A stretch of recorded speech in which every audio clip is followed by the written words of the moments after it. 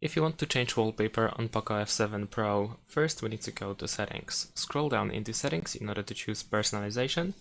And then over here, if you scroll down, you should be able to find some of example wallpapers that we can use on our phone. So let's say I'm gonna choose this one over here. Over here we have the lock screen first, so we can press apply. And then we have the option to use the wallpaper in the lock screen and home screen, or just separately, or both. So I'm just gonna set as both. We have the option to turn on wallpaper carousel. I'm gonna choose to not do that. And there we go. The wallpaper has been changed pretty easily.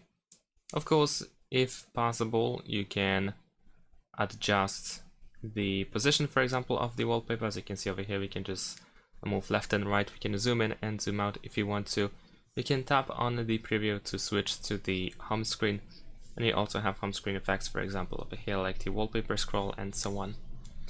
And that's about it. Thanks for watching, leave a like and subscribe to my channel, and see you in my next videos. Bye!